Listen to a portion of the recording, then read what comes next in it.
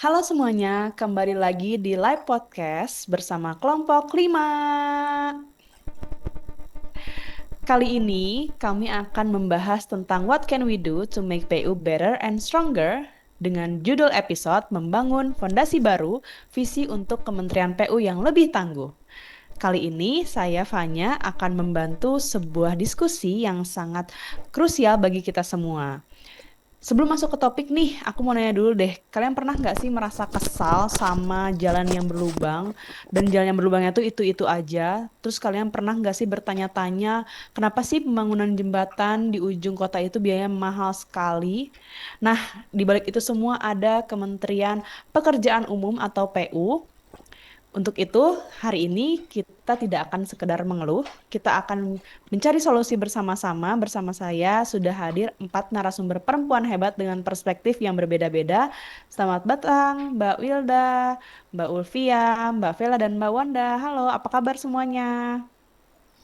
Halo, Halo, apa kabar? kabar Banget bisa baik. bergabung di diskusi hari ini.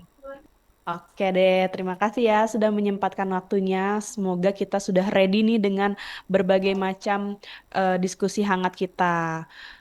Oke deh, kalau gitu sekarang kita kembali ke pertanyaan besar kita. Apa sih sebenarnya yang bisa kita lakukan untuk membuat PU ini menjadi lebih baik dan lebih kuat? Mungkin sekarang kita back to basic dulu kali ya, soal tata kelola dan transparansi. Saya ke Mbak Wilda dulu deh. Menurut Mbak nih, di mana sih titik yang paling rawan dari tata kelola PU? Terima kasih Mbak Fanya atas pertanyaannya. Jadi titik paling rawannya itu jelas ada di proses pengadaan barang dan jasa atau lelang proyek. Disinilah potensi markup anggaran dan kong kali kong itu tersering terjadi ya. Dan menurut saya solusi kami itu adalah keterbukaan radikal. Bayangkan ada satu portal data nasional di mana kita sebagai warga bisa memantau setiap proyek dari Sabang sampai Merauke. Anggarannya berapa, siapa kontraktornya, progresnya sudah berapa persen, dan fotonya seperti apa. Semuanya real time. Ini bukan hal yang mustahil kan, mungkin secara teknis. Baik, keterbukaan radikal ya. Tapi apakah itu cukup Mbak Wilda? Eh, Kalau menurut saya sih tentu belum ya. Keterbukaan tanpa pengawasan publik yang kuat itu sia-sia. Harus ada kanal pengaduan yang responsif dan jaminan perlindungan bagi pelapor. Jadi ketika ada warga yang melaporkan proyek, ini spesifikasinya tidak sesuai, laporan itu harus diverifikasi dan ditindaklanjuti secara serius. Wah, menarik nih. Jadi data yang transparan itu butuh orang-orang yang berintegritas untuk mengelolanya.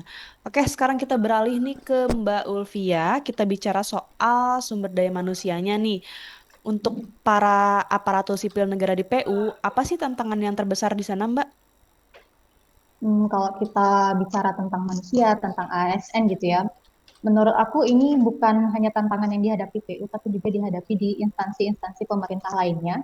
Nah, salah satunya itu budaya birokrasi yang masih kuat ya, di mana proses promosi jabatan itu kadang lebih sering mempertimbangkan senioritas atau kedekatan. Jadi bukan semata-mata dari kinerja atau kompetensi yang dimiliki oleh pegawai. Jadi ke depannya aku rasa penting banget untuk memperkuat sistem manajemen talenta yang berbasis kinerja. Sekarang PU udah mulai dan kita harap akan semakin kuat ke depannya. Jadi PU itu perlu merekrut lulusan terbaik, membekali mereka dengan pelatihan yang berkualitas, serta menyiapkan jalur karir yang jelas gitu ya.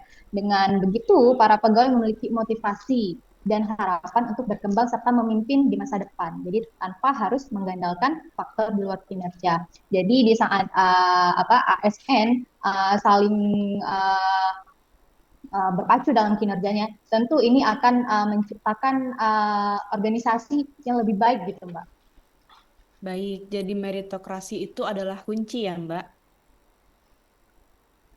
Iya benar sekali Mbak. Dan kalau bisa menambahkan ya ada satu isu lagi yang mungkin sensitif ya, tapi cukup penting menurutku yaitu kesejahteraan. Karena sulit untuk instansi menuntut integritas 100% dari pegawai jika kebutuhan dasar pegawai sendiri itu tidak terpenuhi.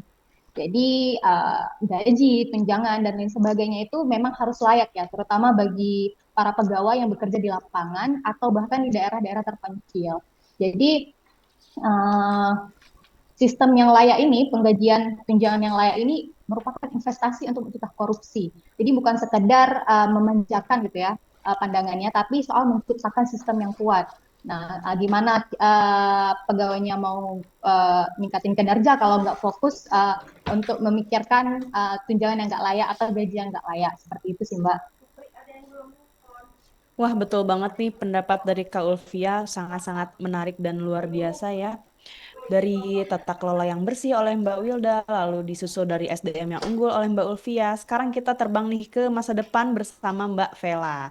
Nah, Mbak Vela, gimana sih sejauh apa ketertinggalan kita dalam adopsi teknologi di sektor industri?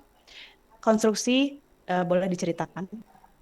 Memang kita masih tertinggal cukup jauh dibanding negara maju seperti negara Singapura, Cina, negara-negara maju di Eropa dan Amerika dalam adopsi teknologi konstruksi.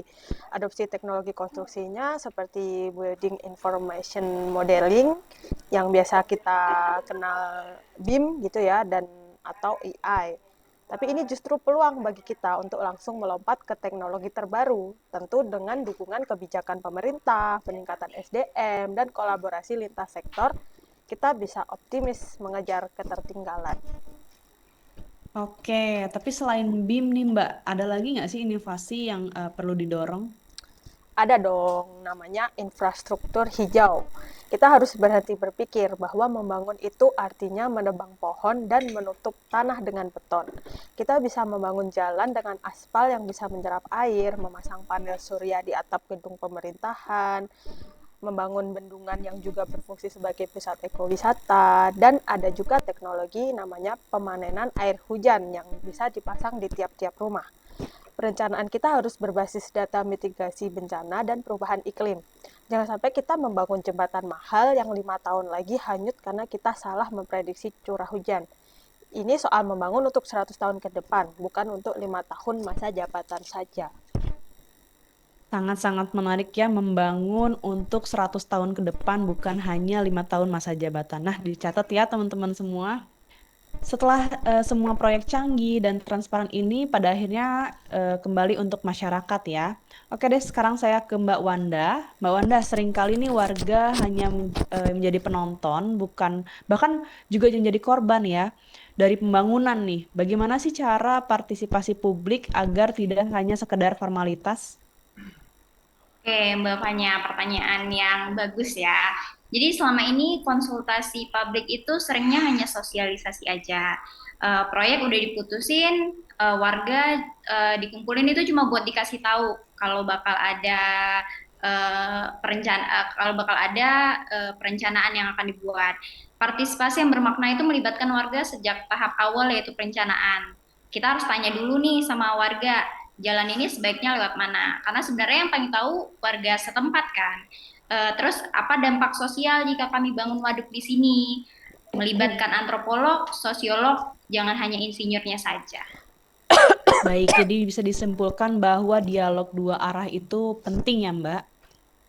Iya, benar. Dan juga kolaborasi antar lembaga, Mbak Fanya. Karena pembangunan infrastruktur itu tidak hanya bisa silo atau tidak bisa berdiri sendiri. Seperti PU itu tidak bisa bekerja sendiri, Mbak Fanya. Harus ada koordinasi erat dengan Kementerian Lingkungan, Kementerian Perhubungan, dan yang paling penting itu pemerintah daerah. Seringkali proyek pusat tidak sinkron dengan rencana tata ruang, akhirnya jadi tumpang tindih dan tidak efektif. Sebenarnya sinergi itu adalah kunci paling penting.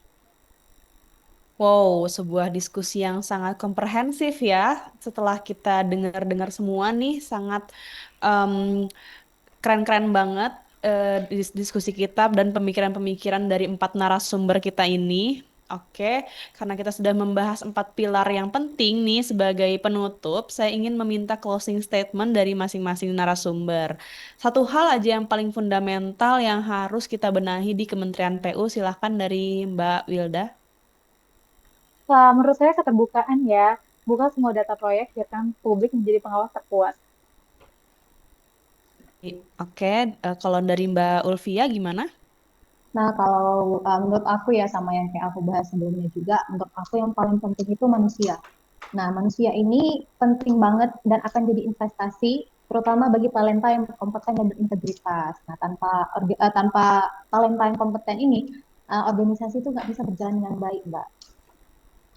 Oke, menarik. Kalau Mbak Wilda gimana Mbak? Mbak Vela, maaf. Kalau menurut saya, visi berhenti membangun dengan cara-cara lama. Kita harus mengadopsi teknologi terbaru dan jangan lupa prinsip keberlanjutan. Jangan hanya membangun untuk jangka waktu yang cepat gitu, yang pendek, tapi kita harus membangun yang jangka lama seperti itu. Luar biasa. Oke, terakhir dari Mbak Wanda, silakan. Kalau menurut saya itu yang paling fundamental empati. Kita harus dengerin suara warga dan kita harus berkolaborasi dengan mereka. Infrastruktur dibangun untuk manusia, bukan sebaliknya. Oke, kalau gitu soal keterbukaan, manusia, visi, dan empati adalah 4 kata kunci untuk Kementerian PU yang lebih baik dan yang lebih kuat. Oke deh, kalau gitu terima kasih banyak Mbak Wilda, Mbak Ulfia, Mbak Vela, dan Mbak Wanda atas wawasan yang sudah disampaikan kepada kami semua sangat-sangat insightful dan semoga bisa menjadi saran juga masukan untuk Kementerian PU di kedepannya. Nah, kayak gitu aja para pendengar diskusi ini semoga tidak berhenti sampai di sini. Mari kita menjadi warga yang lebih peduli, lebih kritis, dan menjadi bagian dari solusi tentunya. Karena membangun Indonesia itu adalah tugas kita bersama. Saya Fanya Sukmana Putri, saya pamit undur diri. Sampai jumpa di episode berikutnya. Terima kasih semuanya. Terima kasih semuanya. Sampai jumpa. Sampai jumpa. Sampai jumpa.